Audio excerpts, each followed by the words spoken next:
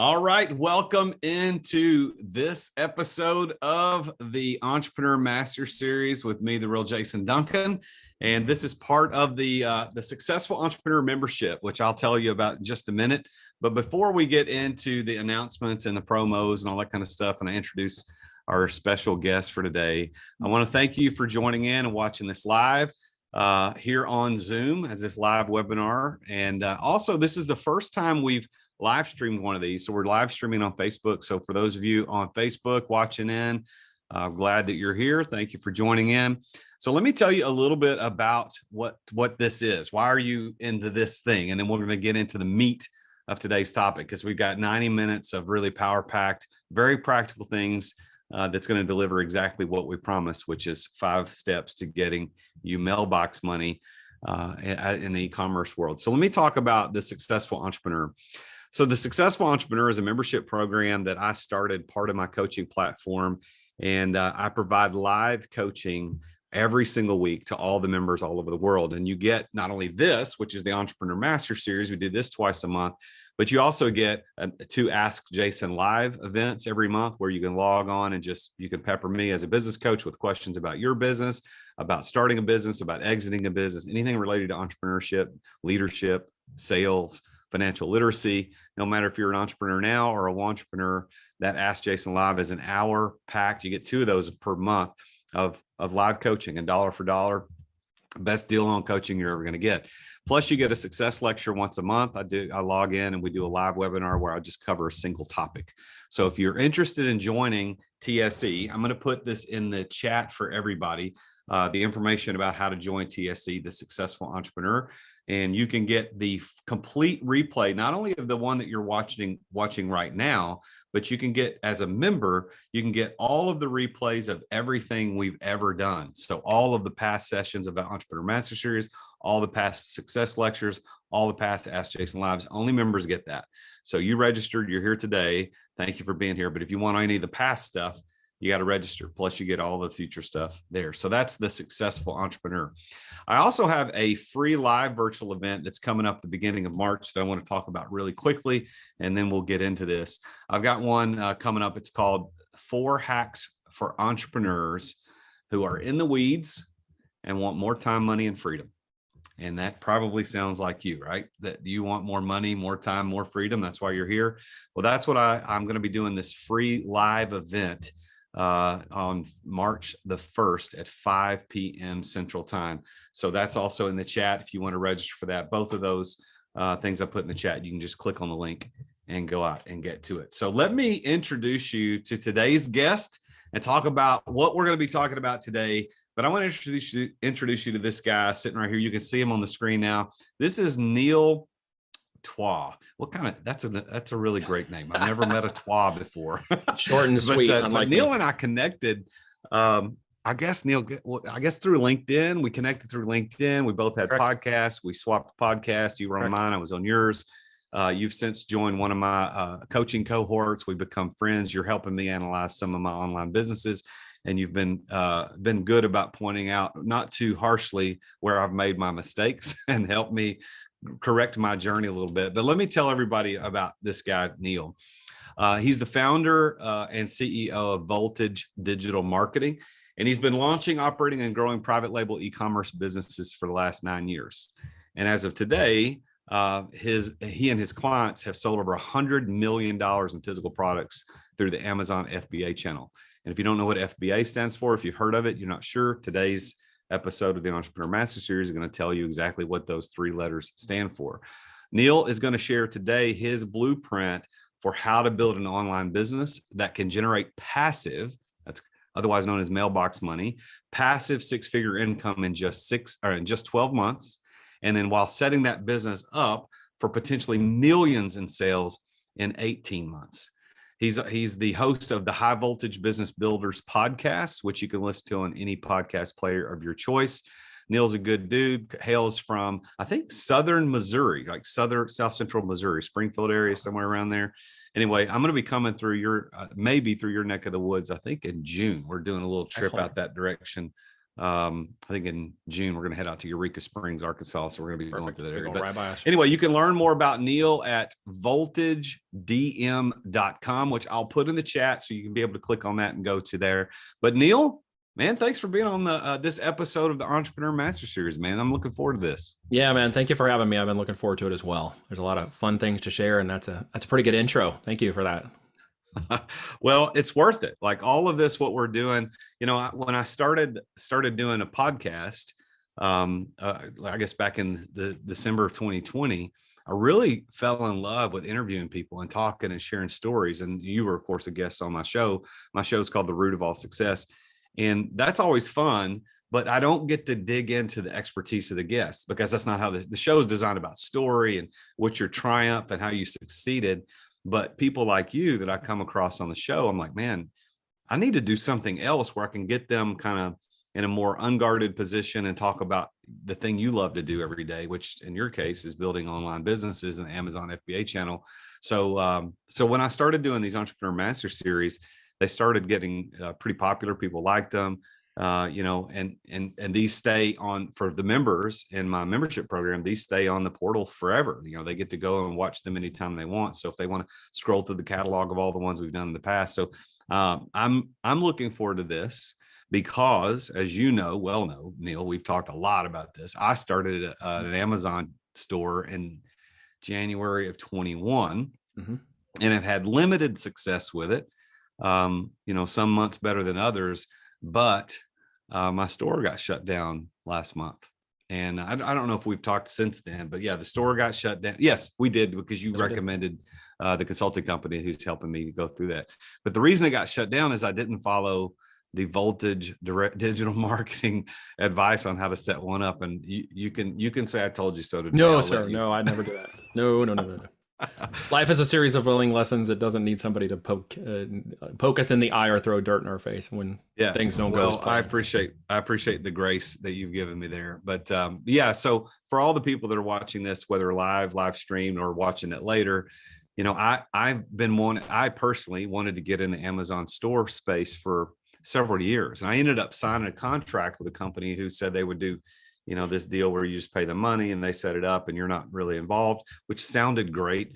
Yeah. But I ultimately decided to kind of try it on my own. And I again had limited success. And right now the store is in, it's been shut down, hopefully temporarily. And we're working on getting that store back open. But I believe, and I know that the people watching this, that Amazon and stores like that online, there is a huge opportunity there to make mailbox money, to get that passive income, and to do it in a way that that it won't leave you open to shutdowns of stores and that type of thing, like what I'm dealing with. So Neil, let's do this first, man. Before we get into the tactics, let's give everybody a minute or two on your background, why you're an expert in e-commerce, and why you can show these people exactly how to build a mailbox money system with an e-commerce store. Yeah, thanks for that, Jason.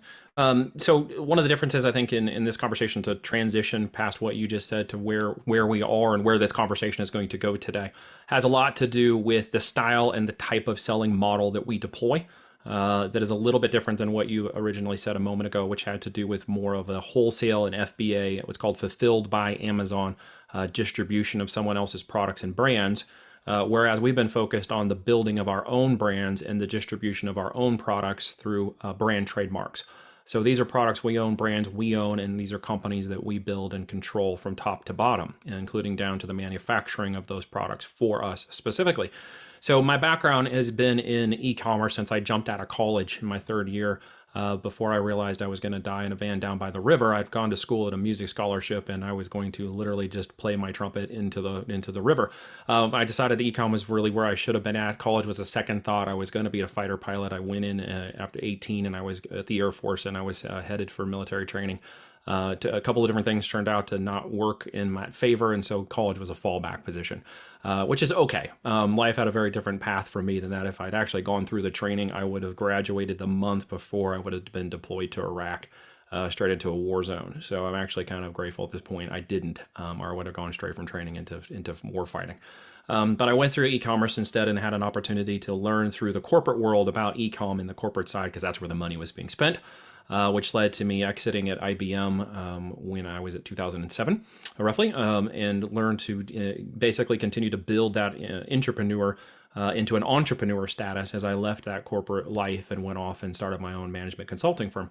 Got very good at lead generation, had success in raising capital funds for other companies in both the oil and gas and high tech industry, patents over wire digital communications and stuff for the oil and gas industry.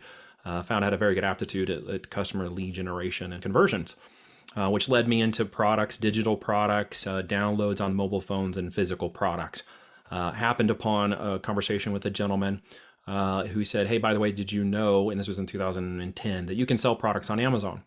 And I was like, well, no, I didn't realize you could do that. But if it's anything like eBay, I want nothing to do with it. It's just a garage sale of products. I have no interest in that, right? He said, no, you got to understand. They bought this other company called FBA, and they incorporated it into Amazon. So it's actually two separate companies. And Amazon's FBA division is literally helping you move products to the customer, and their warehouses and infrastructure and customer support and all that become a part of it. And I was like, okay, so what do we do? And he's like, well, you get products and you market products. Well, I'm like, well, I can do that, right? I mean, this couldn't be rocket science. So I learned that Amazon's engine, which had been literally adapted to some of the engines I had helped develop when I was at IBM for latent semantic and search engine and knowledge-based engine product movement and information movement, they had adapted to physical product sales. And that engine literally was basically looking at how people looked at products, like people had looked at information on Google and stuff, and instead was presenting them with a product to purchase instead of information to consume. And they had caught on to something that most enterprises hadn't caught on to yet. And so that obviously turned into a huge juggernaut. I refer to it as a 2-lane highway when I got involved, of products running 24/7. It's a 7-lane highway now. Yeah. Most everybody, 125,000 million, I think, is now or more Prime members get delivered 2 to 3 times a week. How many? $630 million a day in sales on that platform. 76% of the platform is done by third-party sellers just like us. So before everybody screams and yells, Amazon's a giant corporate conglomerate and you're all buying stuff from China and I hate you, let's back up just a second, put your guns away. Because it is literally 76% of those sales go to third-party sellers, mom and pop shops, individuals, and entrepreneurs. Amazon is not the majority seller on its own .com platform, and their brands are the least quality, least valued brands on there. So there's a lot of opportunity in Amazon for all kinds of people to get started, and that's some of the topic we're going to talk about today. As I have spent the last 9 years perfecting this craft, the systems, the software, the processes, and methodologies around it.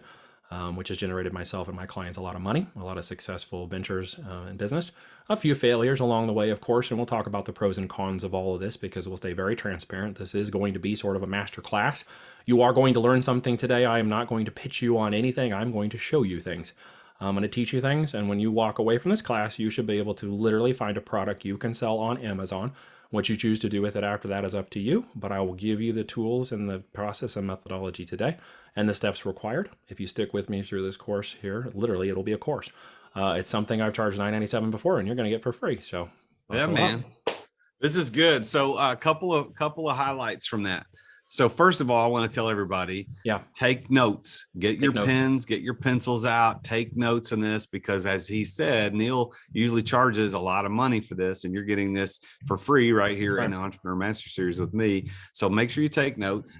And then also you gave two things there that I wanted to kind of hit on, because the 76% of the products sold on Amazon are by third-party sellers, not Amazon themselves. And I love that statistic, because when I started my Amazon store, and I'm a big Prime fan, we've been Prime members for 20 years, a long time, as long as I can remember. I don't ever remember not being a Prime member. And occasionally somebody, why do you buy from that big corporation? Blah. Listen, the people are buying from people like me. I have a store on there. They're buying from me. So that's important. And then secondarily, you went past the number really quickly. How many Prime memberships or Prime members? Last I checked, it was 125 million Prime members are on that system. My calculator doesn't do that big. So 125 to the 7th. My calculator doesn't go that big. And how much are they charging now? 120 a year? Oh, like 97 and it went up to 120 something, I think, recently. Okay. So my calculator doesn't do that math, but that is a huge dollar amount. So now, if you do, here's a caveat to that, right? So if you are a seller, versus a buyer. We're going to break down these two designations. So what we're talking about is a consumer, and what I want you to look through the lens of this day as we go through this next training here is to look at it from a consumer perspective as a buyer, right? Flip, we're going to invert that on its head. Now, when you are a consumer, you don't always see the things the buyers or sellers see, and that's one of the things I want to turn for you today as we train your brain to look for the opportunities that are presented in everything you've already purchased in the last 90 days. If you do the math on the objects, you'll say you purchased 100 items in the last 90 days through your Amazon seller account. How many of those were sold by third-party sellers? Well, if you purchase 176 of them. Do the math. That's right. 76 of those products. Why couldn't you have sold the 77th one? There's no reason why not, except you just haven't done it yet. That's good. That's a good way to think about it. So our goal here today is these people who are watching this want to learn how to sit in their seat at home without much any work at all on their part and go out to the mailbox and every 2 weeks get a check from Amazon, because they send money every 2 weeks or so. Every 2 weeks. So what's the secret? Where do we start? Well, we're going to start on the topics. The first topic, and I'm going to go through, and I got some slides. I'll switch over here in just a second because I want to be intentional about how I walk through this with you, so you stay focused on how I train literally you today to train your brain away from the way you're thinking today, so that you move from this call into a position of looking at this from a business owner and an entrepreneur. Understanding owner operators can still have almost automated income and passive income, but you still need to consider yourself an owner operator of these businesses, so that you understand the logistics, the ups, the pros, the cons, the management of this type of company, so that you don't get taken advantage of by people who would just say, give us 50 grand or whatever, and let me just do it for you. If you don't understand exactly the intricacies and details of this business model, you will be taken advantage of. And today I'm going to arm you with the information that keeps that from happening to you, okay? So that you make educated decisions as a business owner. You can't always take your hands off the wheel, but it's when you take your hands off the wheel that's most important as to when that mailbox money does become an opportunity for you. And that's one of the things I want to bring out today, that you can be an owner operator for only 1 to 2 hours a day in this business. And once it's up and fully running, maybe 5 to 10 hours a week. And I consider that to be almost automated income for a multi-7-figure business. And I will show you the framework today of the strategies that do that. And we're going to go into tactical just a little, but here's the thing I want all of us to understand. The tactical mechanical operations of Amazon are not where you make the money. That is a misnomer. That is a misnomer of scarcity versus abundance. And we're going to break that apart, because in the scarcity mindset, it's how many hours do I need to work based on what I'm worth per an hour. If I simply put in 80 hours this week, I'll make more money than I did last week when I worked 50 hours. E-com is a totally different ball of wax. It's a total abundance mindset. It isn't how many hours I put in, it's how well and how qualified those hours are for the revenue generating activities, the RGAs that I should stay focused on, so that I could spend 5 hours this week doing something that makes me $100,000 a month, right? It's not the same relationship structure. It isn't the amount of hours I put into this. It's the quality and the actual revenue generating activities I am putting into this business that will dictate the outcome, because there are 200 million people traveling through Amazon every month buying someone else's products. And you're not going to spend an extra 20 hours this week getting in front of another 50 million of them. That's not how it works, right? The system will reward you and put more people in front of you when you do it the right way. It will reward you and give you more traffic. So we're not going to focus a lot on the tactical mechanics of Amazon today, although I'm going to cover some of that briefly in a topic that will probably be a little mind-numbing to some of you. But it's important you understand that concept. What I want you to understand is the strategy and the business of these 5 steps. That is the difference between whether or not people make money on Amazon, or they lose money or never get started in the first place. Okay.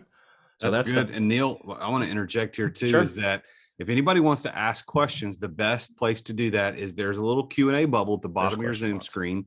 Yep. If you're on Zoom, you just click that. Now, this is the first time we've ever live streamed this on Facebook. So for my apologies, for those of you that are on Facebook, I'm not going to be able to answer your questions. You'd have to be in the Zoom to make that happen. So my apologies. Once we learn more about how this live streaming thing works, we'll be able to interact with our Facebook audience. But right now today, if you're in there, you just need to go to the Q&A bubble. Click ask a question, type it in. Neil and I will see it. We'll answer it live right here on the thing. If you've got questions, do that. So Neil, all right, back to you. Let's do some chatting. All right. So we're going to get into these 5 topics. I'm going to break each of them down in a minute. The first one, and the one that will actually subjugate the rest of the conversation, in terms of the answers and the activities that will solve this is the first question about what the hell do I sell, or what the heck do I sell, depending upon how you want to say it, which is the number one thing that everybody has a question about. Okay, we don't understand the strategies or the metrics. We always come down to the understanding that everyone has a struggle with this question. It is both whether I'm making 100,000 a year, 100,000 a month, or $1 million a month. I have the same questions from every entrepreneur I've dealt with. It is the one question we've spent the last 9 years solving. It is the difference between our success and the level of our successes versus others who have not had the same level of success. It literally gets down to choosing the right products. And we're going to go through that today in a process and methodology that will show you that process and step. Now, I have templates that you will get. I have supportive things that I'm going to give you today. You won't be able to do them all on the call, but I'm encouraging you to take them and go back with this recording and do it later if you can't do it on the call today, because some of it's going to move a little bit fast. I do, as you have already known or paid attention to in the last 30 seconds, I talk relatively fast. There's a lot of data to cover here. I'm not the guy that you put on 2X or I sound like a chickmunk.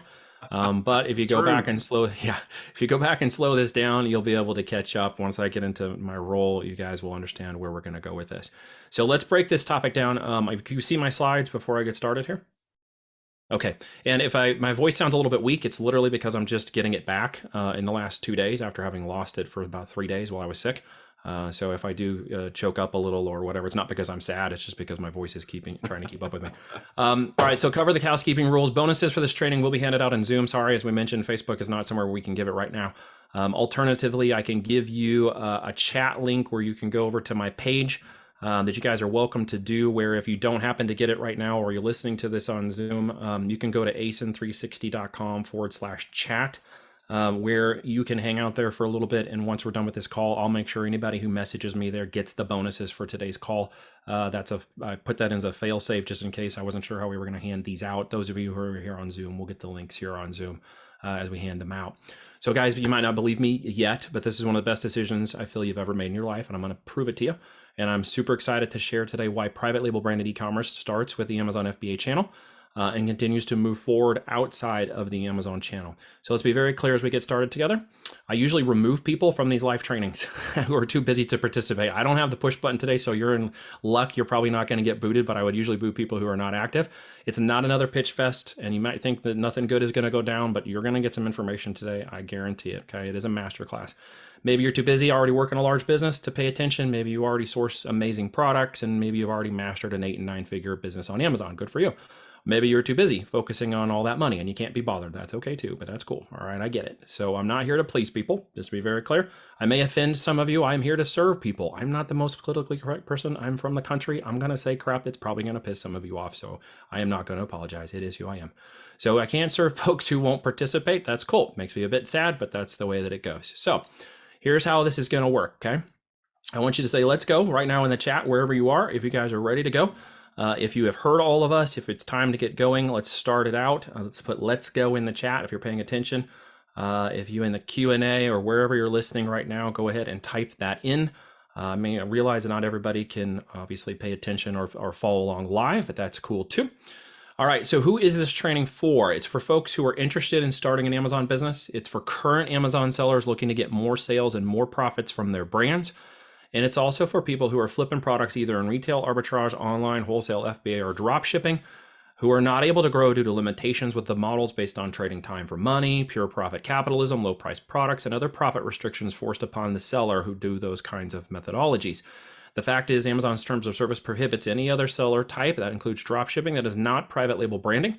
And existing sellers struggle to make their companies grow because they deal with a lot of the things that I'm telling you right now. They're battling high Amazon PPC costs, and the prices have gone and doubled in the last 2 years in terms of pay per click advertising inside of Amazon. For those with lower priced products or those who are flipping wholesale retail arbitrage, this isn't going to make any sense because you can't do that anyways. If you're running in the brand world, you should know it's getting more expensive to do this. So the need for the type of things we're going to talk about today has become even more exponentially greater through this coming year. Poor converting listings. If you don't understand what makes a good listing and why it converts well, you're going to see yourself suffering in the marketplace, which means no product sales, low product sales, and troubles with Amazon. Some of the things we just talked about before, right? That can happen. I can attest for that. You're definitely going to have troubles with Amazon. We successfully skated through for a year, and then just like that, we get shut down. It can happen when you are running certain types of business models. We'll talk about how to overcome those things and to ensure that doesn't occur. Including accounts, stealing product ideas. Amazon is a low profit platform for sellers. These are just some of the things that people say about it, that there's no value in starting at this channel if you cannot capture the customer data. There are about 100 other misconceptions spewed by marketers across Facebook ads and YouTube videos to basically sell you the next shiny object and play on our basic fears. That's not how this should actually work in business. Okay, so this session is going to cover the topics that most have really never been shown to succeed with, including, but not including or limited to, product research, product ranking, product sourcing, product marketing, and what I feel is literally the greatest opportunity to build wealth in the last 20 years happening right now. That is 3.89 trillion in e-commerce sales in 2019. 2020 was 4.89. 2021 is going to exceeded over 4.9. It's going to be 5.4 this year, and by 2024, 6.4 trillion. It's the largest, fastest growing market in the industry in the world, e-commerce. Okay, most of you kind of felt that in the last couple of years, depending upon where you were in the world. Some of you were forced into it based on locations, mandates, or other things. But most of you should recognize that e-com is not only here to stay, but you should also understand it is the biggest wealth transfer literally in the history of opportunities that you can take advantage of. It has unlimited inventory, unlimited amounts of people, and you can serve an entire world audience. That's very difficult to do when you are sitting in the middle of rural America, unless you have that opportunity. So a lot of people joking and say there's nothing good comes out of Missouri. I believe that's not true. So the biggest opportunity, mergers, sales, and acquisitions. There has been $10 billion deployed into purchasing Amazon FBA channels in the last 18 months alone. $10 billion in purchasing Amazon-only FBA channel brand businesses. That is a indicator of a maturity in the business market of Amazon. I've watched it occur for a long time. We were hoping it would reach this point, and now we see that even if you are not acquiring the customer yet in terms of the business model, because Amazon does keep the customer, you can exit those businesses for 3 to 4 times EBITDA. That's a business accounting terminology. I'm not sure how, I'll try not to use too many acronyms or explain it. So if you guys don't know, it's profit in the business. Let's just call it what it is. It's 3 to 4x the profit on just the Amazon channel alone. Okay. If you expand that channel, if 4 can turn into 6 and upwards of 8, when you expand that customer acquisition into multiple channels like Shopify, websites, or other distribution models, business sales and mergers and acquisitions are where the real money in e-com is made. Okay, and we'll show you that that's something that we've developed in a 24-month cycle. And it literally, the changes that have occurred in the last 2 years are building the biggest opportunity I've ever seen. It's still brand new. It's still relatively low adoption. 30% of all sales and transactions are done on the e-commerce. The other 70% still haven't made it yet. So there's still a huge upside potential to e-com, even though it is the fastest growing online building and business building activity. So together with my partner for the last 9 years, Reed Larson, you'll hear about him probably a little bit more as we chat.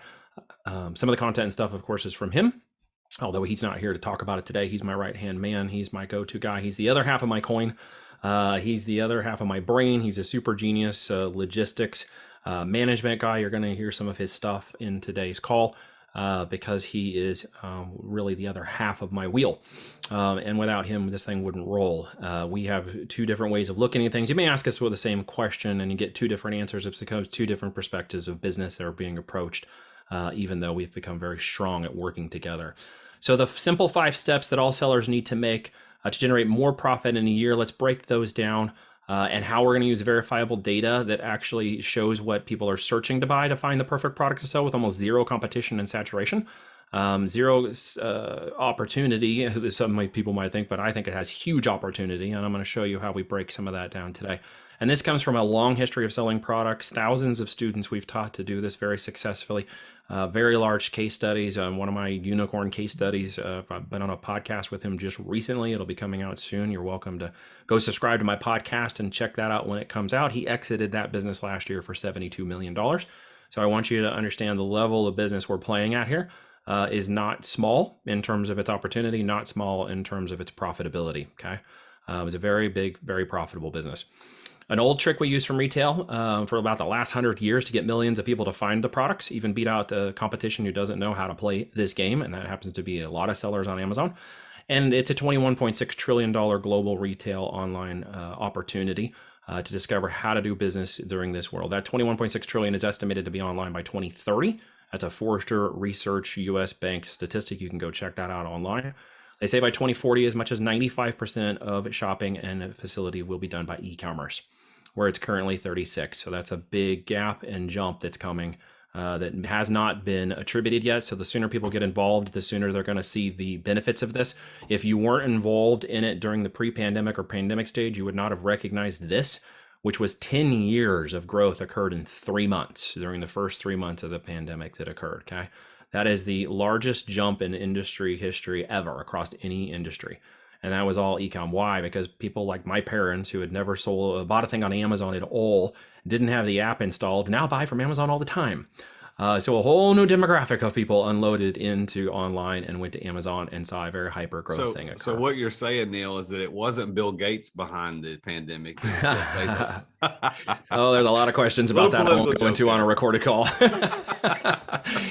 Go truckers. All right. So just because you guys are on the training today doesn't mean money's going to appear in your bank account, right? The risks are with any business. And I don't know your background. I don't even know if you're going to take action on anything I show you today. So I can't promise you're going to make exact amount of money that's being shown in a minute, or I can't promise that this is going to be your opportunity per se, but I can promise that it is, in my opinion, the best thing in terms of the percentage of people that have had success that I've ever seen in my 9 years of doing business in this market. Now, again, my history has been since I dropped out of college to be involved in e-commerce.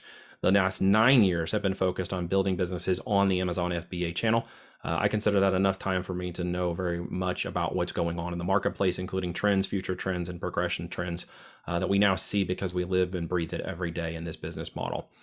So what is possible? I'm going to show you how this works. Okay. It's a game plan called our 5x5 game plan. What happens when you do it is you can build multiple brands that coincide with each other across there. This is screenshots equating about $8 million in sales across 4 different accounts, across about 12 different brands. So I want to show you how you can diversify some of these products and brands. And you are welcome to go to my website and check out any of these verifiable case studies that can be supported on my website. I wouldn't say any of this or show any of this if I couldn't back it up. I have no interest in being sued out of the business by the FTC or making fraudulent claims I can't support. So I encourage you to check those out. Those are all verified. Don't take my word for it. What you're going to learn today is the same people have come through and listened to this kind of training. They had amazing trainings. They knew when they clicked that this was going to be a great thing. You're in good company. This is not the first time I've actually trained people on this. And everybody loves what's going on. Okay, so I'm going to just shut up now and we're going to talk about what that love looks like. First big break. All right. The first big break is what the blank do I sell? The keys to the kingdom of e-com selling. Again, I told you guys, this is the primary question that is going to unwrap the whole opportunity that is e-commerce. Okay. It literally gets down to determining what is a product that I can sell and I can know that is going to sell with success without guessing. Okay. What we're going to do is take emotions. We're going to train emotions out of this. We're going to understand that there is actually a proven data-driven and scientific method that you will follow to understand what products are successful, how successful they can be, and what the potential of that product is in my business. And it literally starts by answering this question that then trails itself into the other topics. And each of those topics supports the answer of this question.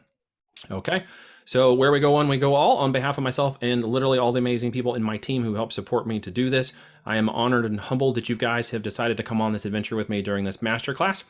So let's break it down. The famous urban mining hack, we call it. The one to build a virtual fire hose of brilliant product ideas, so many that you won't be able to act on all of them. So imagine a never-ending list of great products you could sell, and we'll never ask the question, what the blank I'm going to sell again. All right, you guys ready for this?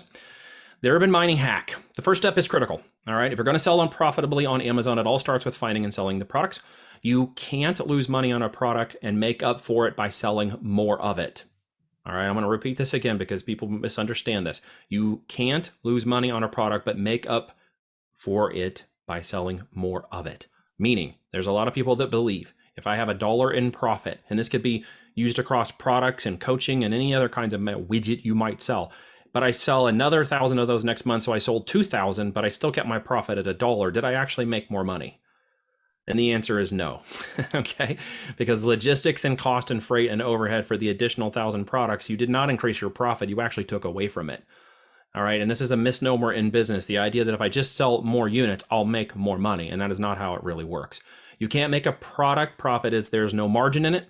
You can't pay yourself if the business is not earning money, and you can't sell your business if it's not generating profits. So when we're going to show, and I showed you a minute ago, was 8 million in revenues, but you should understand there's about 2 million in profits in that, 2.5 million. That's all that really matters. Okay. I want you guys to understand that the profit component of this model is going to be the biggest factor we talk about going forward. So much of this is riding on it. Product selection is critical. Most sellers don't actually know what they're actually looking for, where to look, and how to recognize it when they come across a good one. Right? You don't know the criteria. And if you're out on YouTube or Facebook or poking around on some of those channels, you're not going to find some serious people who actually know what the heck they're talking about. They're usually going to lead you down the wrong path. The number one question again, what the hell am I going to sell? There's 500 plus million products on Amazon.com. 80% of them don't sell well. Okay. Their competition and saturation is too great, which leads people basically into the platform who don't know how to discover profitable products. Okay. So why not you? Thousands of sellers actually make it work every year profitable. So why not you? What's the biggest difference between them and you? Conditioning. They have been conditioned to learn, adapt, and train their brain to look for the right kinds of products and to know it when they see it. Okay.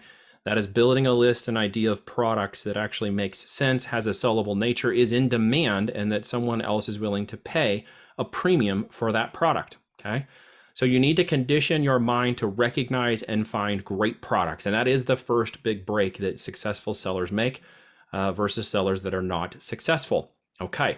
So in the 5 breaks that are going to help us answer that question, we're going to go through the urban mining hack, which I just gave you an initial peek into. We're going to keep going down in that rabbit hole.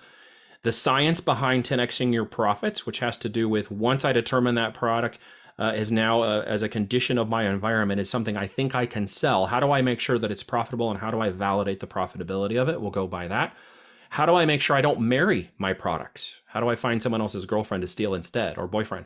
Because there's a plenty of products to steal from the marketplace where you can innovate and not invent products. And we're going to dig into that a little bit further. And we don't want to marry those products because when we get married to them, we can't divorce them. And this isn't like real life when it comes to products. We can kick those products to the curb with the couch and throw them out anytime they misbehave, right? Because it's about profitability. It's not about marrying that product. And too many sellers get caught up in that. Amazon may be a river, as we know, but it's also a tree. It's a giant technical tree of a filing system inside of Amazon that I talked a little bit about before. We're going to break that down. That's where things get a little bit technical and go into the weeds a little bit. We'll pull out of that with the platinum principle and show you the overarching strategy today as we go through this conversation. Everybody still with me so far? Good stuff, okay. Neil. All right. So by the time we're finished, I want you to be able to create a never-ending list of brilliant product ideas. I want you to understand how to scientifically pick the winners and losers before you spend a penny. I want you to understand trend setting and problem solvers so you can earn larger margins from the market. I want you to understand Amazon's catalog system and how to pinpoint those higher power keywords. The keywords are what drives the visitors to your listing, which drives your sales. It's all keyword driven. It's very powerful. And build a high value business instead of just a side hustle or a hobby. Okay, we are all business builders here. Business building is what we do. Can you start this as a side hustle? Absolutely, but you need to treat it like a real business, not just a side hustle as a hobby business, but an actual real working business. That means starting it from the beginning with the end in mind. And we'll talk some more about that. So, how to create a never-ending list of brilliant product ideas. I'm going to tell you a little bit of a story. All right, it has to do with training your brain. Okay, so once upon a time, a friend of mine went down, said, hey, I was going to buy this car. This is an ugly car. I don't really care pretty much. I didn't really want the best car in the world. I wanted some kind of, ugly green color car just because I don't care that much about it. And I was going to pay cash, not a big deal. Get down there, decide what kind of car I want to choose, get to the parking lot and said, hey, there's the car. That's the one that I'm most interested in. There it is. That I hadn't seen a car like that. It's got that fugly green color. It's an Explorer, I think is what it is. And it's just a car that I wanted to get, right? Hadn't seen any of them before. Didn't really recognize it. Goes in, does the deal, comes out. As he's getting into the car and getting ready to drive off. Oh, wait, where did that other car come from? Like, I didn't see that car when I first pulled in. I thought there was like only one of these. It's the only one I saw. Where did that other car come from? I don't remember seeing that on the inventory. So as he starts to roll out, what happens? Oh, he sees another one. Well, where'd that car come from? I don't remember seeing that car either. Well, as you can imagine, he keeps going. And as he's driving out the parking lot and as he's on his way home, guess what happens? All of a sudden, he's looking around and car after car after car are appearing everywhere when he hadn't seen them before. Well, what changed? Was there more inventory? Did someone recognize that he was buying that car and just drive a bunch of them into his visible line of sight? We sometimes think that kind of happens, right? Like, hey, is somebody messing with us? But in actuality, the conditioning changed. Now that he had conditioned himself to the kind of car he wanted, he had consciously and subconsciously trained his brain to start looking for those cars.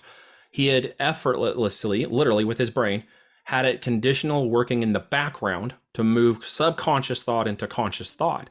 So now he was seeing things that he wasn't seeing before. And you may have experienced this with white cars or things you did or stuff that's laying around the house, or you're like, well, I need a new pair of shoes or I want a new pair of boots because I can't find the other pair. And then suddenly you buy one and then, well, there's the other pair of boots. Where were they at when I was looking for them when I first bought them?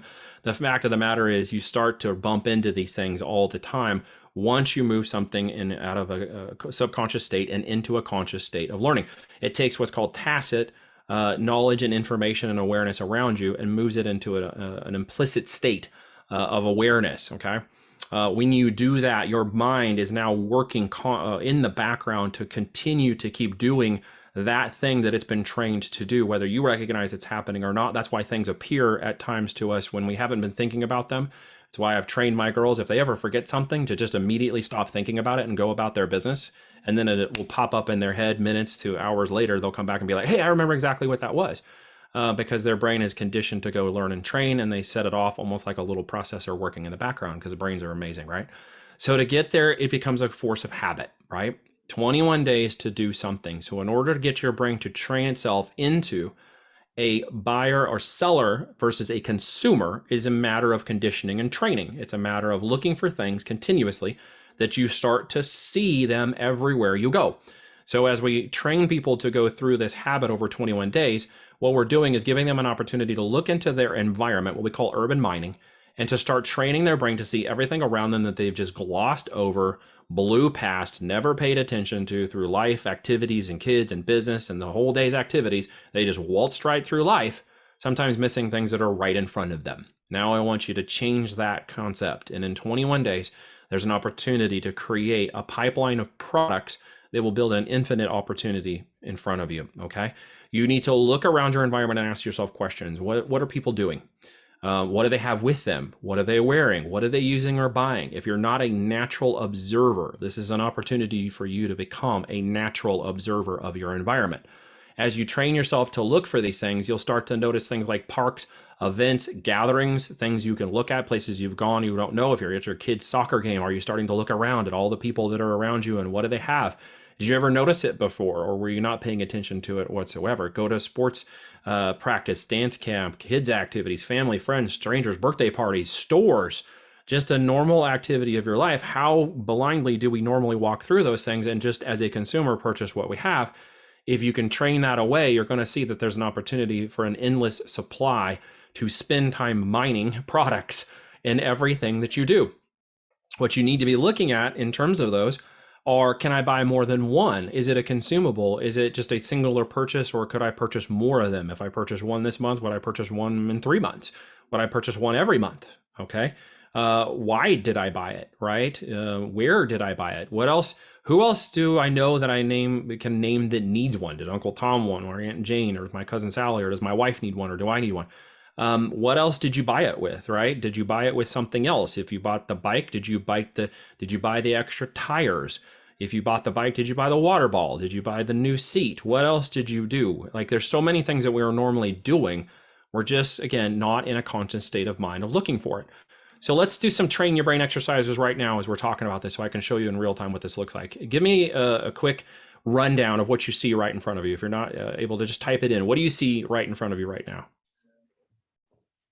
Besides your hand and, maybe your coffee mug. On the screen, what are you noticing about these two guys, right? Well, they're riding bicycles through a campground, it looks like. Yep. What else do you notice about them? They're happy. They're happy. Bikes, helmets. Look at the amount of gear they're wearing, right? Yeah, they're camping on their bikes. It looks they like got handlebar things up here. They got camping on their bikes. Look at the amount of gear on this guy's bike right here, right? Yeah. All kinds of products. Someone else sold them. All kinds of products that they bought. How about this one? What do you see in this picture? Obviously, we see people. What else do we see? Blankets and folding chairs. Blankets and folding chairs and water bottles and plastic tote bags and all kinds of stuff. Baby gear over here, right? Mom's purses over there, shoes over here, all kinds of accessories and gear, right? Look at this one again. What do you see here? Pop-up tents, more folding chairs, jackets, Little toy right strollers, here. Look at this little kid's toy with the thing on top and the wheels, right? bouncy house back in the Bouncy back. houses, clothes, safety gear, all kinds of stuff, right? Like, So where's again, look at Waldo? what else do we see laying around in this picture? All kinds of good stuff, right? Blankets. We got plastic carriers over here. We've got kids carriers. We got the bike seat. We got the backpack on this lady right here. We've got all kinds of accessories over here, folding chairs. Here's a whole bunch of moms doing what? Not only are they spending time, but they're out here with all the stuff they just bought, right? Yeah. You got chair here. You got, what are these? Oh, these are these little pads you throw down, you know, to have markers. See, there's one here, there's one over here, there's one there. They're wearing their shoes. They got their leggings. They got their water bottle packs over here. They got, I don't know what that guy's gotten or laying on over there. All kinds of stuff, right? Stuff that they bought from somewhere. What about here? What else do we see? All kinds of sporting equipment. What do you see? Levitating kid. Levitating kids. Yes, the flying Superman right here. Yeah, I hope he gets that guy. He doesn't look like he's close enough to get it. You see a pissed off dad up here with his glasses on, right? He's a good sport.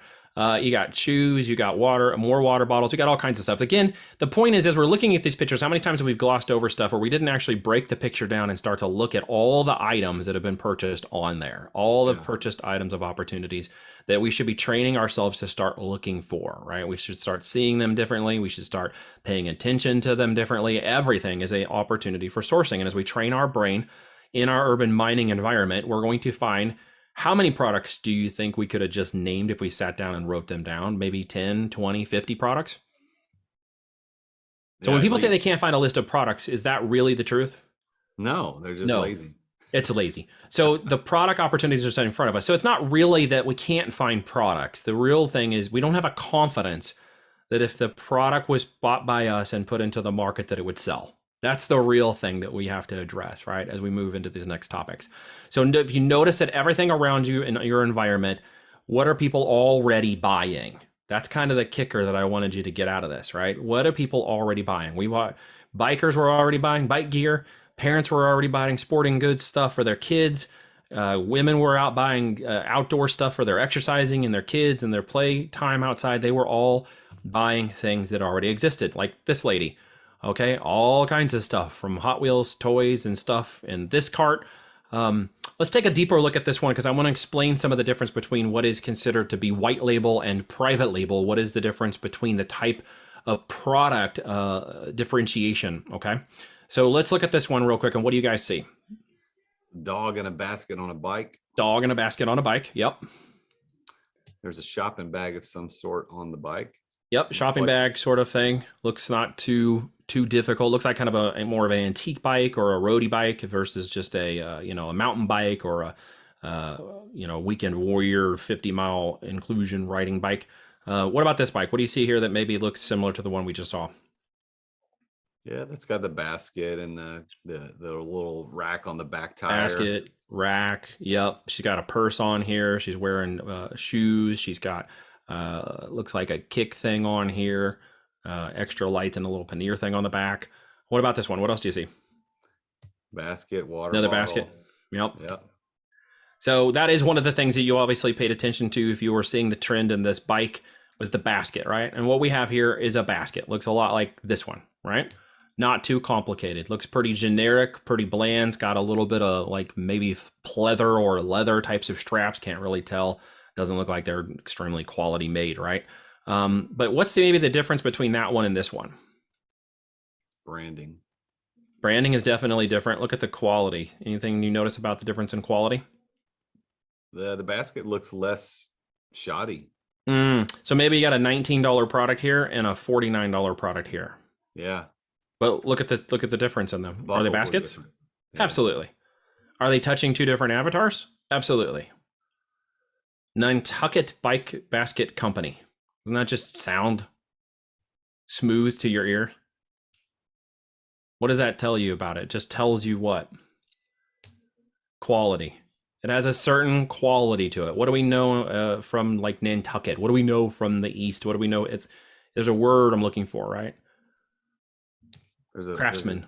Yeah, craftsmanship. It has a craftsmanship air to it, right? And because of that, we've raised the affinity from a bike brand that is just a regular basket that could be maybe purchased at Walmart to a bike basket I might purchase at a specialty store for 3 times as much, because it has a higher perceived value while it also has a higher quality of value, right? Big difference, right? So ask yourself, how much does that cost?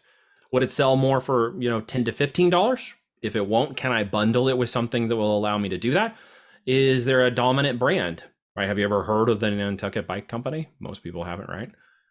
How complex is it? Is that a complex product? Not really. Not terribly complex. Never heard of the brand?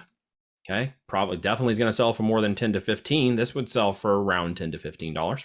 Okay, so now we are starting to identify a different type of product segment. Okay, we're training towards the look at this product from a certain questionable standpoint as we're looking at our activity of mining. We're looking at it, large or heavy. Is it large or heavy? What a 27-year-old female will buy it, right? The top demographic on Amazon, women 27 plus, buy 80% of everything on Amazon. Is it kid friendly? Is it seasonal? Is it new or trending?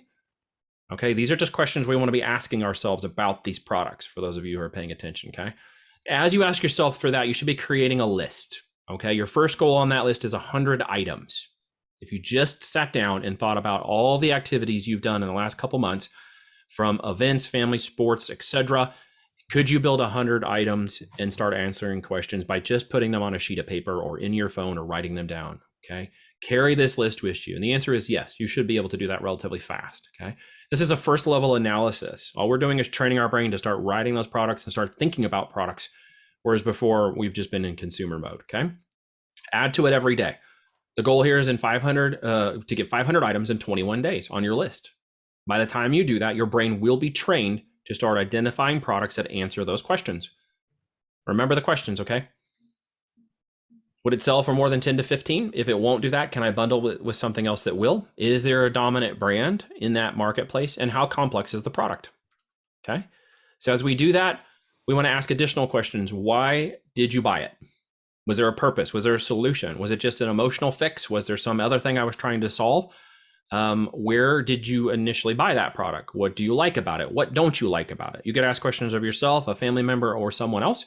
Another female, a spouse, a significant other, your aunt, uncle, cousin, sister, someone who fits the demographic. Ask them questions about the product. This is our first level of analysis. Okay, as we find those products, we're going to go a little deeper into the next steps of determining what we call our most list, and that is going to be, can I get it produced from a factory producer, vendor, or supplier? What does it take to get a quote? We need to determine costs of the product, find out what I can sell it for potentially on Amazon. And when I do that math, is it profitable? Okay, these are first level kind of analysis. We're going to break this down in just a minute. So I know I'm going a little bit fast over this, but I'm going to keep moving because I got a few more topics to get to. So make your most list of products out of that 500. As you start to stack those questions down, you should start eliminating things down to most profitable, most interesting, most opportunity. Is it most recent, most simple, most? Those products should start to eliminate themselves, and these products should start to rise to the top of your list of 500, okay? There are many ways to find product ideas. After you train your brain, you'll start seeing them everywhere. That's the goal. You'll start zeroing in on the ones that work best for your environment, okay? If you're not a big traveler or you don't get out a whole lot, but you do order from Amazon, okay, another quick trick for your urban hack could go into your order list for the last 90 days and look at products you've purchased from Amazon in the last 90 days. We've talked about that a minute ago. That could be a catalyst for you adding products to your list, okay? From there, you could expand by questions we just talked about a minute ago into additional products you can continue to add on that list. This is a list you just sat down and start writing. It's kind of fun whenever we do it and have people do it with us. A lot of times they get their kids involved at this level and they'll sit around at the table, or they'll get their daughters and sons involved because they like to put the product list and they get their kids going. And what about this, Dad? What about that? And look, everything goes on the list, right? Everything should go on the list. Find that to be a lot of fun. Some of these kids find some. Can I ask a question, Neil? Is your list consumable products plus non-consumable, or only non-consumable? All products at this point that wouldn't be clarified down by those criteria unless it meets most profitable, most interesting, most opportunity, most recent. These are just products initially we're going to try to move into a most list that's going to lead into the next topic about buy your what's called buy the numbers. We're going to go buy those in a minute, and that's going to help us eliminate that list even more. Okay, so it's all a big filtering. If you look at like a funnel, we have a big 500 list of products in 21 days, and from there we're going to start filtering that list down to products that are meeting up with the criteria for launching them and testing them in the marketplace. You will naturally build a never-ending list of brilliant product ideas. Once you start this process, it will continue on. You will never stop. You will be sourcing for the rest of your life because you will go through all products and realizing, I can't believe I paid retail for this product when I could have sold it and got one of myself for, $8 from wherever. And instead I bought one for $38 on Amazon the other day. Like, you're going to find you get a little bit annoyed as you start to realize how much you pay retail. Which is both your opportunity and a trouble. But you're going to start to develop additional strategies for recognizing great products. You're going to move laterally as you see the bike and its bike seat, and you're looking at it. Well, that's a $19 product, from Walmart. Well, guess what? There's a $49 and an $89 version of those too. Okay, for the people who will spend the $200 to $1,000 for the panniers, who also want the caliper brakes and the certain type of Shimano this and the certain type of water bottle and so on, and you're going to start recognizing other great products that will tie into those segments of more product lists as you go through. In other words, you're going to start seeing everything in a new way, and it's going to be your way, because as you train your brain through that process of learning to see those products, you're going to start finding ways where you identify products differently than others, because you're a different consumer. You may be a different demographic. You may live in a different part of the country. And so you're going to have a slightly different way of doing this. And the whole goal here is to train you into owning your way so that you will never ask the question again, what the heck can I sell? Because you're going to have a different problem. And we're going to go through that right now. Is that you won't have enough money, time, or availability of time or capital to do all the product opportunities, to do it, or to properly analyze them all to find your brilliant product ideas. And that's a problem we're going to solve next. Okay. So as we move forward, everybody still with me? Yes. All right. So far, we've covered training your brain, the urban mining hack, and building a never-ending list of awesome product ideas. Okay. So I have a list here that I'm going to comment in just a second. 10 questions and starter conversations. I'll place that. I'm going to keep going. We'll make sure you guys get all this. I know you probably can't consume that while we're doing the training, but I'll make sure you get this. And those are just questions and conversation starters in a PDF that will help you get your brain going faster, to help you engage on this. So if you like this, you're going to love what we're going to do next. We're going to go by the numbers. Now, this is going to get into the science of the profits. Okay. It's basically trying to figure out how to get through the process of analysis of the products that you've just selected and take out the emotional component we just put in there in our urban mining hacking. We went through an emotional aspect, and we will, to a degree, training our brain across all these different products and types. But honestly, that will not determine how well the product sells in the market. What will determine how well it sells in the market is coming up with the process by which we eliminate the products through a scientific method. And we're going to go through that to ensure their profitability and upside potential in the market, and that they will make money for our business. Okay. So we want to come up with 10 items on your more list. That's your goal for those of you who are paying attention. As you go through this process and you build that big list, you're going to really try to narrow it down to the 10 big items that you want to use on your list. And I will give you a hint. Stay within these categories: home and kitchen, toys and games, sports and outdoors, beauty and personal care, health, household, and baby care. These are the top product categories that 66% of the people who make the most money on Amazon sell within these categories. So don't go off of them. It's that easy. I'm giving you a major pro tip right here. Stay within those: home and kitchen, toys and games, sports and outdoors, beauty and personal care, health, household, and baby care. You are not eliminating enough to be concerned. People might say, well, is there enough money to be made? Is there too much competition? No, we are talking about millions of product opportunities in each of these categories, more so than anyone can do in an entire lifetime. So you are not narrowing anything. You are just focusing into niches. It's very important. All right, so as we continue forward, we're going to analyze these products together to learn how 7- and 8-figure sellers go by the numbers, to learn the science of building great and profitable products, and to build profitable products in such a way that we know with a high confidence that when it enters the market, it is going to sell. Money, love, speed. These are going to be our revenue generating activities, or RGAs. Keep that in mind. That love profit. And that's all that happens when you match physical action with mental action. So now we've taken mental and we're going to move to the physical, which is the activity of putting the numbers together, going by the numbers, and then matching up that mental with a physical activity to actually train our brain into learning mode. You will need a data mining tool to do this. We prefer to use a tool called Phoenix.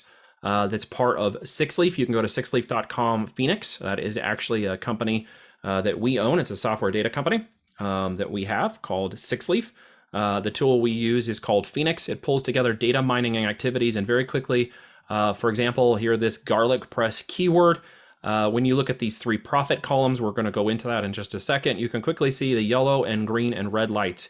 So it's quickly easy to identify that in here, this is the product that you would actually want to consider selling with $17 in profit, making $120,000 a month in revenues. That's a profitable product at $17. That's a profit column of 3 profits here. You can see it's not all green in these categories, but this one is all green across the board, and there's a product you could consider selling. That's how fast the data-driven component of this can work when you know what you're looking for. So let's dive into this second big break, okay? That's called Buy the Numbers. And this is going to go through the science of 10xing this. If you guys are hanging out with me, I know we're talking fast.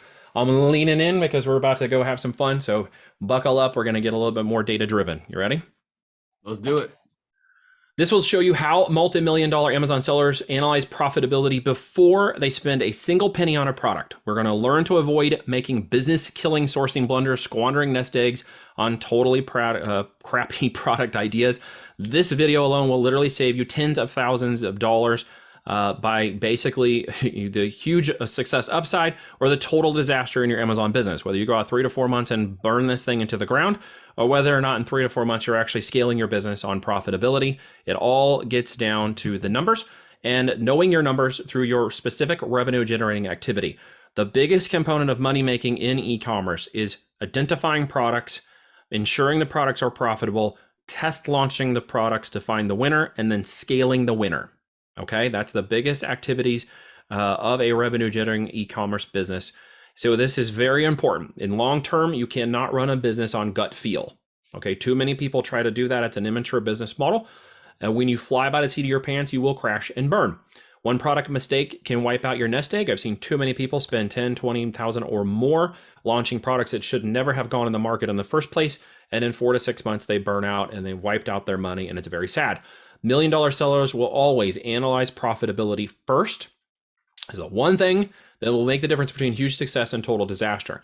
With expected profitability results and going by the numbers, we know that in a 90-day cash plan, a 90-day cash flow plan, that in 1 quarter of business, a product should produce an expected measure of return or growth and profitability and should show an upside potential that moves it to the next quarter. If it doesn't do that, then that product will sell off and we'll go to the next product.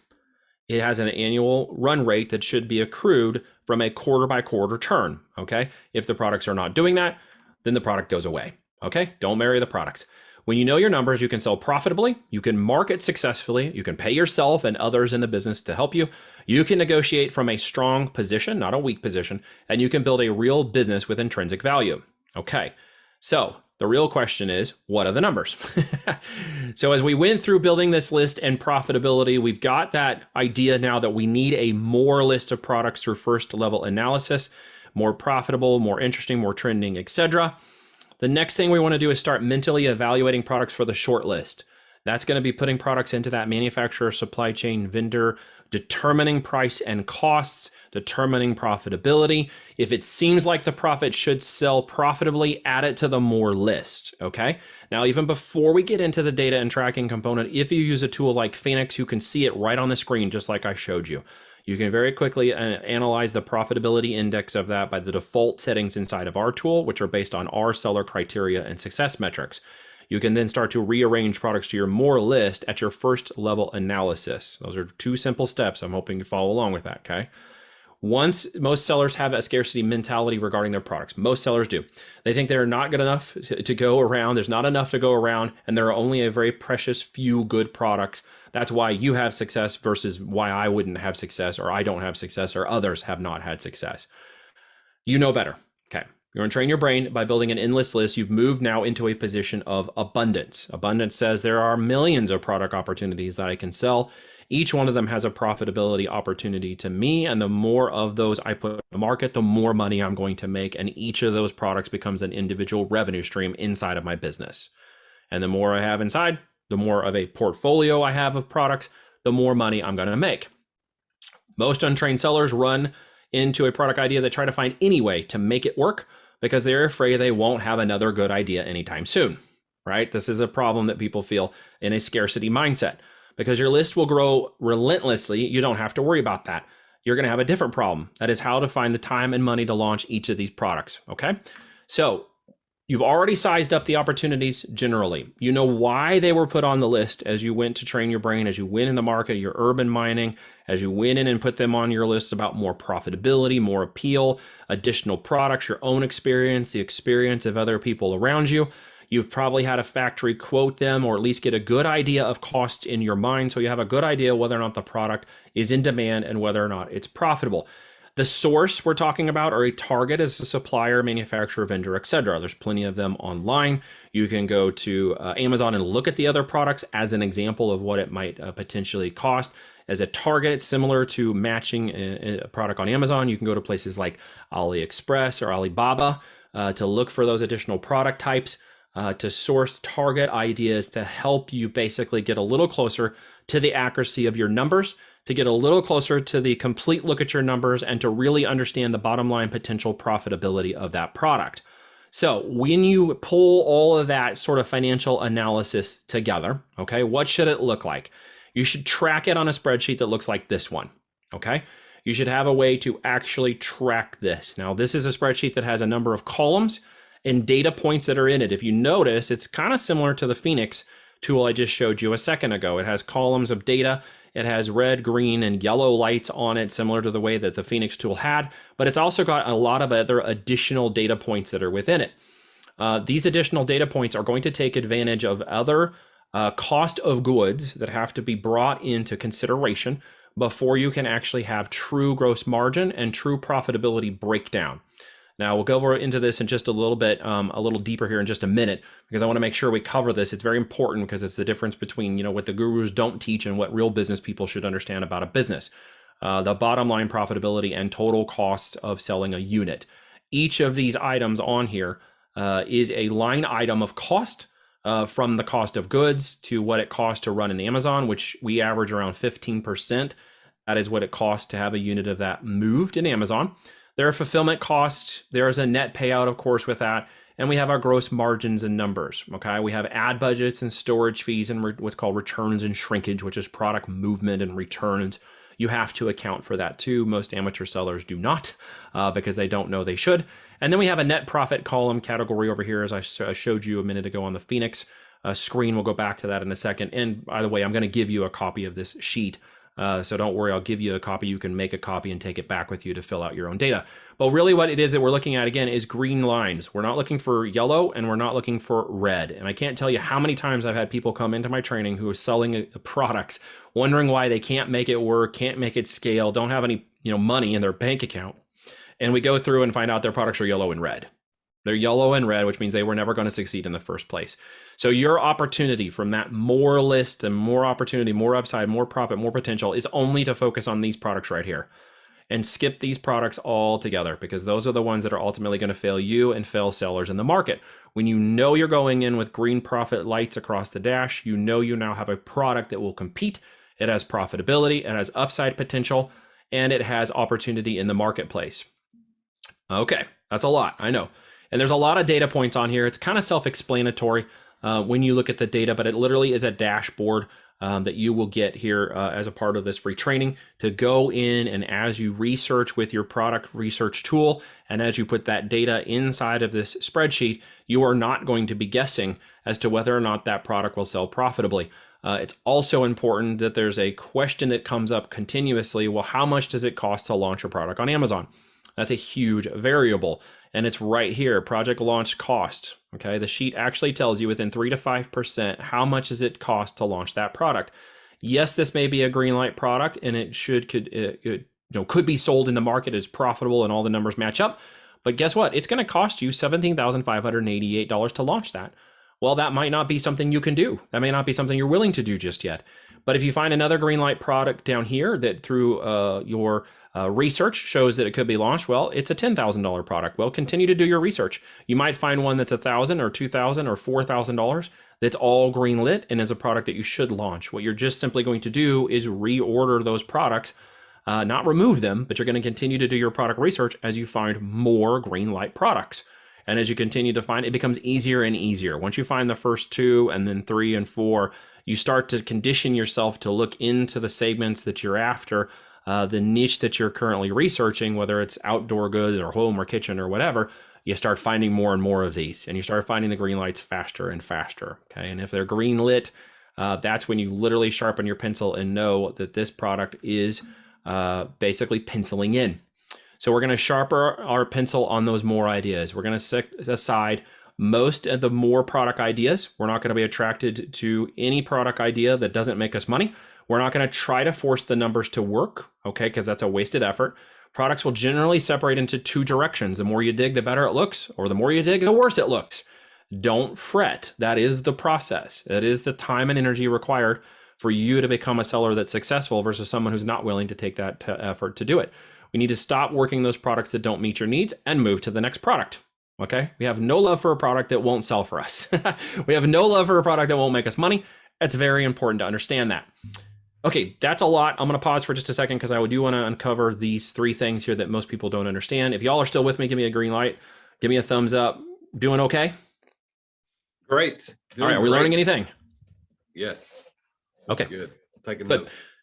ROI, margin, and profit. Many of the gurus out there will calculate these things completely incorrectly. Okay, they learn the numbers yourself. You never want to be fooled again once you learn these numbers. Return on investment. Okay, this is literally the difference between how people understand profit and profitability. Okay, if I spend $50 on a product and I get back $100, that's a 200% return on investment, right? No, it's not. Actually, it's not 2 extra money.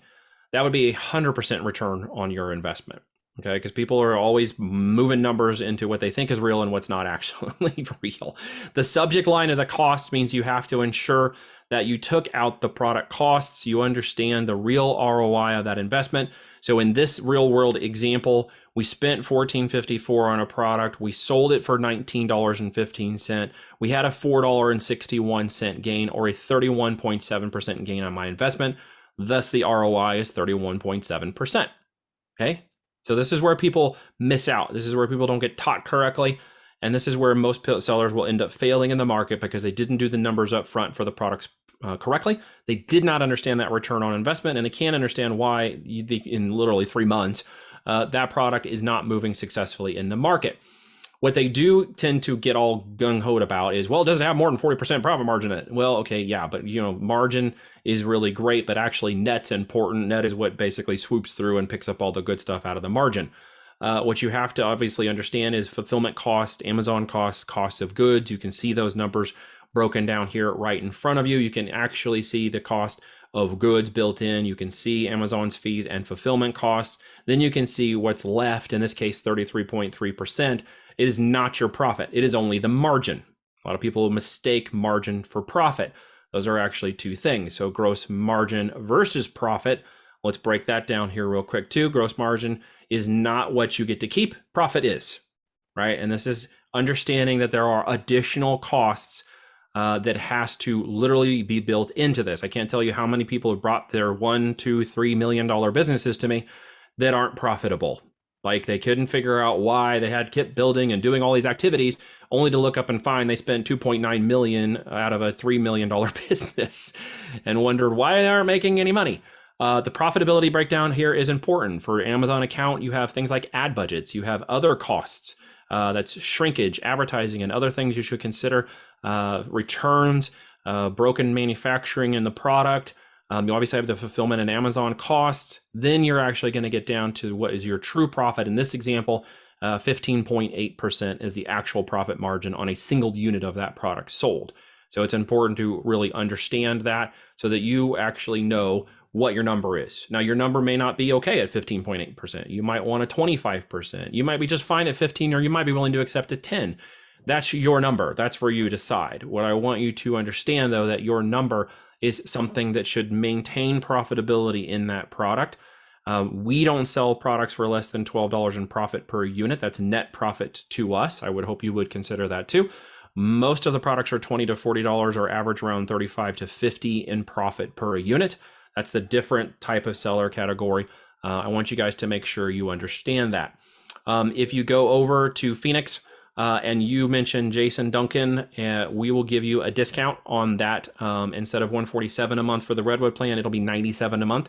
So as a bonus to everybody who's on this, if you go to Six Leaf and you sign up for free for the first 7 days and you mention Jason Duncan at the first billing that will occur at day 7, you will get a discount on the Redwood plan, which will give you the Phoenix tool you need to go data mine. That's an extra bonus for you guys who are participating on today's call. Doing good? That's good. That's really good. Thanks. Okay, so the next third break, we got to move a little bit quicker because I know time is short, and we got I still have a few more things I want to cover with you here. The third big break: don't marry your product, steal someone else's girlfriend instead. This is literally understanding how to piggyback off of other people's great ideas inside of Amazon, benefit from their advertising to build your own private label brand. Why is this important? Because we want you to stop marrying products. This is what happens too much. People get married to the product ideas.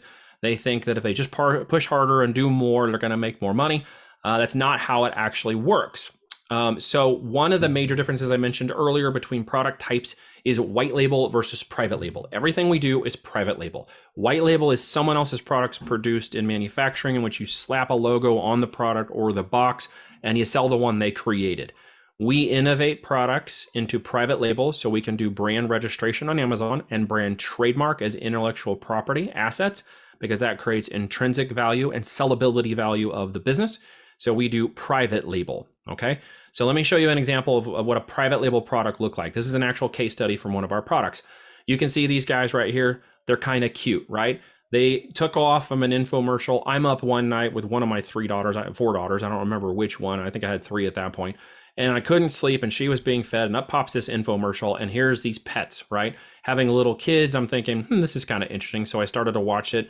Turns out, this was a seat pet that basically could go over the car, in the car, the kids take it with you. They got little pouches. You put the buckle through it and they can lay their head on it so their heads aren't jacked over when they're in the car seats or whatever. It was a trending thing. It was on an infomercial. I saw it at like 4 a.m. and I texted my partner and I said, hey, we got to check these out. There might be something to this. Well, introducing Belt Buddies, the competitor to Seat Pets. So as Seat Pets was launching their product in the market, as they were going to market with their advertising, and we were seeing it all across the web and infomercials they had to be spending well over $1 million on, we went into Amazon and quickly put together a prototype product within the next couple weeks that we had a slight variation on. If you notice the difference between the two, you will see ours has a little bit more of an anime look to it. So we crossed over some genre between anime and stuffed pets because anime was becoming big. And we gave them that big kind of eye and that little bit of anime look. We called them Belt Buddies. And we started taking pictures of them. Very cute. Kids sleeping in cars. Literally snapped with an iPhone.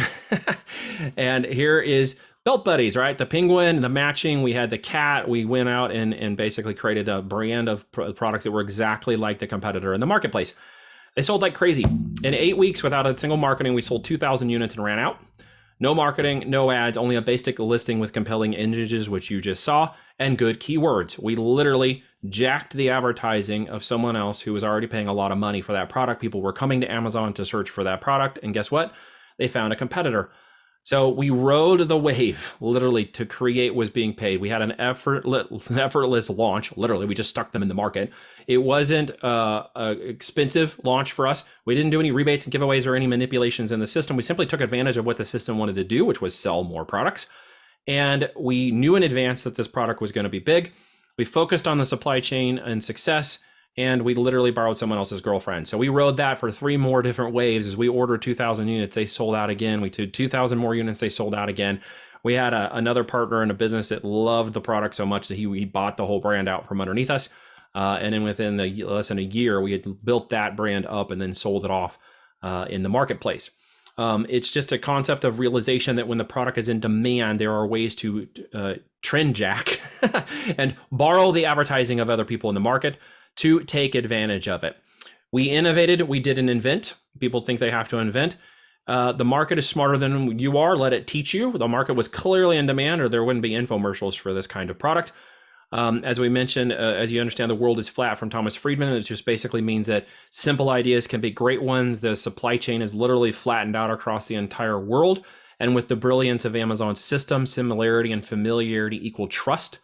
Okay, which means we can create a brand like a Belt Buddies in a competition with another brand called Seat Pets that no one's ever heard of. We make a differentiation, we created improvements and a slight variation of that product, and we simply launched it in the market, right? It's not rocket science, all right? And there's still the same process. So as you're looking through that list, as you remember your more list, look at your target products, focus on some of those recent buying trends and items. Look at those that are likely to be more premium priced. In fact, ours were higher price point than the seat pets. We had Belt Buddies raised up. Prices were $5 to $10 more per unit than the competitor. We looked for ways to make them different, innovate, and improve, which is exactly why we just made a slight variation tweak on it. And then we watched the business go like crazy. Pretty cool, right? So the end result is don't marry your products. There are plenty of opportunities in the market to get in there and investigate these products even faster. All right. So how do we take advantage of that? Amazon here's the final second to the last topic, if you will. Amazon may be a river, but it's also a tree. How did that product get out in the market? How did it get visibility? How did it get sales beyond just trend jacking and advertising? And we knew that these guys were building a whole marketing engine around their product. And we launched a competitor right up against them that no one had ever heard of. And that is because Amazon is a giant search engine.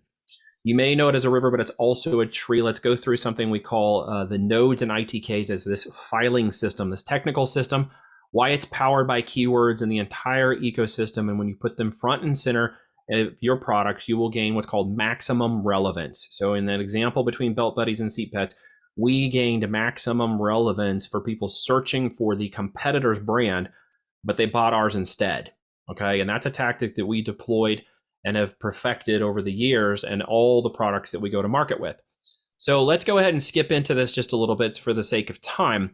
But it's important to learn to identify what we call the super keywords that Amazon will automatically assign to your product inside the system, so you can build your listing around it. This one practice will literally propel you to the head of your class. So if you are selling on Amazon right now and you are not aligned correctly with Amazon's system, you're simply not going to give the traffic that it wants to give to you because you're out of alignment. When you get into alignment, what we call Amazon's slipstream, it will send traffic to you. It will send sales to you instead of sending it to a competitor.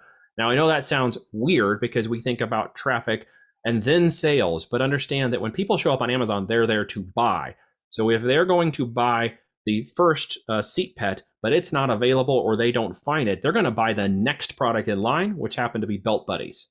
So it's actually sending you buyers, not just traffic. It's very important to understand the difference because when you do that and convert in correctly, our listings have 30, 40, and 60% conversion rates on them. All right. Industry standard on the web for cold traffic is 1%. Brand new brand on Amazon, no one's ever heard of, and I can have it converting between 40 to 60% in conversion rates. That's tremendous. Okay. Especially for higher price point and products. So this whole tree, this Amazon's technical thing, this file system in the background kind of looks like this, kind of looks like a tree, right? It's called a browse tree inside of this filing system. And inside this filing system browse tree, there are departments, categories, subcategories, niches, and nodes, okay? We play at the node level up here. The rest of the Amazon sellers play at the category and subcategory level. That's where most of them fail and die, going after Amazon's best sellers and best choices badges, what I call Amazon's mosh pit. We learned to play in the tier 2, tier 3, the higher price points of retail, and what are called nodes. Inside of those nodes, when you see two trees combining inside of Amazon, you're looking at what basically is a crossover. What that looks like, for example, is one tree would be called automotive, and automotive might have a baby mirror inside of it. Okay, but with Amazon, it also sees that the baby mirror ties to the baby node, which is completely different than automotive. Like baby's an automotive, but there's a node in those two called baby mirror that combines automotive with baby. Now, guess what happens when you do that? When you put your product into the baby mirror category and you sell a $49 baby mirror, it sends you traffic from both nodes. That makes sense? So It's a way that we learned that Amazon's filing system wants to reward you across different nodes, by basically getting in line with the keywords that are most relevant, like I mentioned a minute ago, maximum relevancy for the product type that's being sold, in this instance, a baby mirror. So every product is added to at least one node, and one node can have multiple paths that lead to it. And each node is a super keyword called an item type keyword. And this ITK is synonymous with node. And the ITK is a relevant keyword that for that particular product. In some, it's very obvious, and others, it's not. So baby mirror is a pretty relevant keyword for this particular node. So what does that mean? It means the maximum relevancy of a conversion for a buyer in the system is going to be someone who searches for the keyword baby mirror. Does that make sense? Mm-hmm. Okay, so I get my product in front of baby mirror, and I get to be the top end of the search engine. I now am going to dominate the conversions. I'm going to dominate the profit. I'm going to get the traffic, and I'm going to make the sales. So I will give you guys this browse tree. We put together a whole browse tree documentation. I'll send you that link along with all of this that you can take a look at. And inside you will see how those nodes and ITKs come together. What it's important to understand is that the whole system is based on keywords. Okay. In other words, the whole system is revolving around people's searching to find a product. And once they validate that product, they can buy it in 30 seconds or less through Amazon, because they will literally just swipe, knowing they have a confidence that Amazon's taking their payment securely and that they have a process of RMA in case they want to return the product, right? Yep.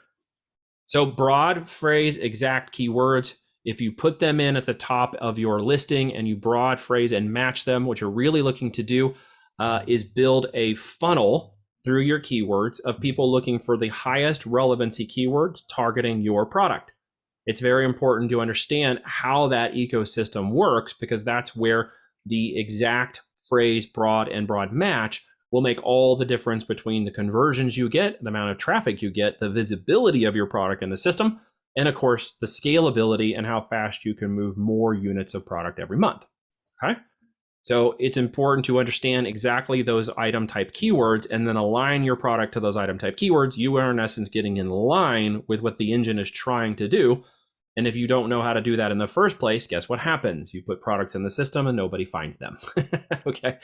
All right. So it looks like we're getting to college. So in other words, baseball cap, blue baseball caps for youth and blue caps for youth baseball. These are examples of keyword phrases that people will shift within the system. ITK, or the one you're looking for, is always the best exact match. Therefore, it's also the best for phrase and broad matches, which means you're going to get more searches, more traffic, more visibility. That's kind of the keys to the kingdom of launching a product and ensuring that it will be done profitability. Now, I've ran over my time. Sorry, guys. And I haven't even finished the final topic. We've got a little bit further into this, Jason, so I'm skipping fast. The final topic is the platinum principle. Give me like 3 more minutes and I'll wrap this up if that's okay with you guys. Okay. So again, the whole thing about all of this, and there's a lot of stuff I just glossed over, is to insane value stacking inside of your business, okay? To build a juggernaut of products and searches and momentum inside of that engine that will grow organically through the system and bring you more and more traffic and buyers. As that continues, you are building a business brand and a juggernaut that is valuable enough that people will literally come up to you and want to buy your business. And that is happening right now a lot. People don't actually understand that you can make more money selling the business than at any time during the business building phase. You can cash flow these businesses to exit, and then you can exit them very profitably. And we're talking about profits that are higher than 10% on the bottom line. They're typically 12 to 15%. If you get to 18 to 20%, you can pretty much write your own check in 24 months on these businesses in terms of their exit evaluation. I was going to go through a number of things that have to do with the bounce. We have to say that for another time in terms of what stacks up to the valuation of a great business. Just understand that if you start building and you want to launch these businesses, you should be building with the end in mind. You will be able to cash flow them positively and profitably, and you will then set them up for an exit. And the beauty is, and the way we do it, we'll show you how to repeat that process so that you can do it over and over and over again. The platinum principle means that you can exit the business anytime that you want to, and that is probably the biggest opportunity for you today to listen and learn from, is that these businesses have huge upside potential, and that you can build another one and another one and another one and another one and exit them as many times as you want. I'm going to end up there, and that's where we're going to stop for now, I think. Neil, that was really good. There's a lot of information there, and like we want to do on these Entrepreneur Master Series is exactly what you've done today. Is we want to do a deep dive. We want to really get into this is how to do this.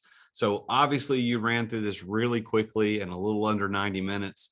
If anybody wants to learn more about you, then go to voltagedm.com. Plus, you shared some of the other links that they could go to, like sixleaf.com/Phoenix, and they can take advantage of that offer. But I want to say a big thank you, Neil, to doing this. You and I have talked so much about my online business and what I've got going on Amazon. Yeah. And everything you said today, I've heard bits and pieces of in our conversations. And now it's all finally making sense, which is why I believe that if you're going to do something like this, you need to hire a coach. You need to hire somebody to help walk you through it. I tried to do it without one.